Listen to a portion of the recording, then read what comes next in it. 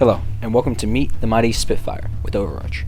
Over 20,000 Spitfires were produced by the British war machine over the course of the war. Cheap, at around 12,000 British pounds each, and loved by its pilots, the Spitfire was designed primarily as an interceptor, but also served in fighter-bomber and surveillance roles.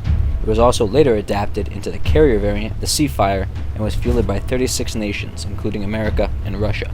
The Spitfire was designed for speed above all else. This design showed in the distinctive wings, which minimized the forward cross-section to reduce drag while extending back far enough to still produce sufficient lift. This unique design allowed Spitfires to take and hold the record for airspeed while in a dive at 0.92 Mach, or 705 miles per hour, a record that is still held to this day for propeller-driven aircraft. At introduction, it outperformed all variants of the Luftwaffe's primary craft, the Bf-109, and was shouldered with the majority of interception missions. The Spitfire, however, suffered in two key areas. At introduction, it only mounted 4 Browning rifle-caliber machine guns. These Browning guns were designed to use an open bolt system, meaning no round is chambered before the trigger is pulled. Since the bolt is held to the rear position before firing, this meant that more of the mechanism has to move before the first round is fired. When operating at high altitude, this open bolt system could freeze shut, preventing the outer wing weapons from firing. Furthermore, the British rounds used a propellant called cordite, which was prone to freezing at altitude. To remedy this, engine bleed air was eventually routed into the gun housing in later models.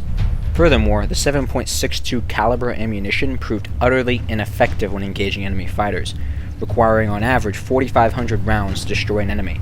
Against more hardened targets such as bombers, the 7.62 was next to useless. The addition of Hispanio's 20mm cannons, a very fast-firing cannon, helped to offset the weakness of the 7.62.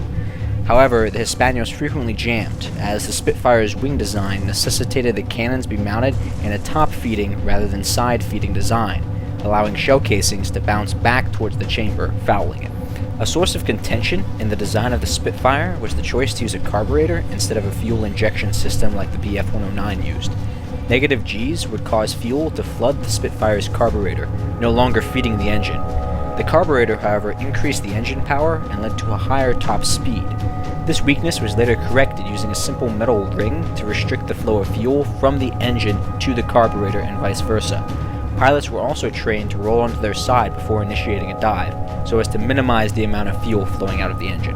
The Spitfire was constantly revised throughout the war, with 24 major marks of Spitfires and with many more sub-variants. The Spitfire's worth was proven during the Battle of Britain. When German air ace Adolf Galling was asked what he wanted to win the Battle of Britain, he replied, Spitfires. The Spitfire absolutely dominated the skies early in the Battle for Britain. Tasked with protecting German bombers, the chief enemy of the Spitfire, the Bf-109, was constantly at lower altitude and slower than attacking Spitfires. The Spitfire also outperformed the 109 in many aspects. In addition to all of that, the German Luftwaffe greatly underestimated how fast the Spitfire could be produced, with the RAF producing significantly more Spitfires than the Germans did Bf-109s. Without air superiority, any German invasion force would be cut to shreds in the English Channel. Who knows how history would have went had the British lost air superiority and the Germans had crossed the English Channel. At 34 victories, James Edgar Johnson was the top Spitfire ace and second highest British ace. 20 of his victories were against the superior Focke-Wulf 190 aircraft, a craft that could outdive, climb, and speed the Spitfire at introduction with a heavier armament as well. He fought throughout the entire war, including in the Battle of Britain and Operation Market Garden. His most harrowing battle occurred above Dieppe, France, where following a pitched battle, he destroyed 3 enemy craft, a Focke-Wulf 190 and 2 Bf-109s. Johnson went on to fly Sabres in the Korean War and was awarded the American Air Medal and Legion of Merit. The Spitfire is one of the most recognizable aircraft in history, and rightly earned its reputation for performance and lethality.